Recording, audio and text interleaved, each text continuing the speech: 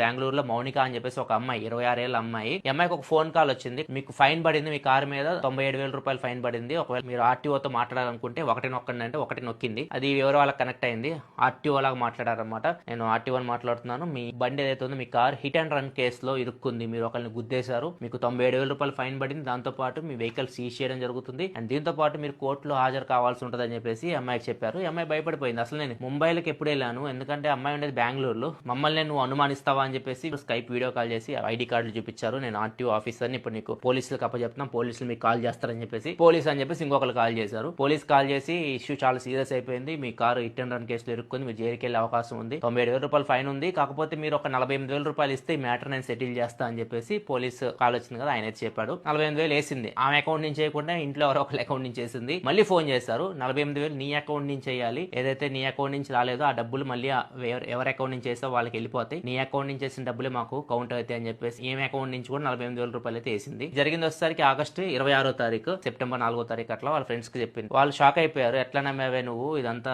Scam అని చెప్పేసి వాళ్ళకి అర్థమైంది. అర్థమైన తర్వాత అమ్మాయికి చెప్పారు, డబ్బులు రావు, ఇంకా అంత స్కామ్ జరిగింది, దగ్గర దగ్గర ₹1,00,000 నీ దగ్గర నుంచి లాగేశారు. సో డైరెక్ట్ పోలీస్ స్టేషన్ కి తీసుకెళ్లారు, అమ్మాయిని పోలీస్ స్టేషన్ కి తీసుకెళ్లి కంప్లైంట్ అయితే ఇప్పించారు. అసలు ఇట్లాంటి వాళ్ళకి మీరు రివర్స్ లో వేసుకోండి. ఒకవేళ మీకు ఇట్లాంటి కాల్ వస్తే ఏం చేస్తారు, కింద కామెంట్ సెక్షన్ చెప్పండి, మీ ఫ్రెండ్స్ లో ఎవరైతే భయస్తున్నారో వాళ్ళకి షేర్ చేయండి. ఇన్ఫర్మేషన్ వస్తే మన అకౌంట్ ని ఫాలో అయిపోండి.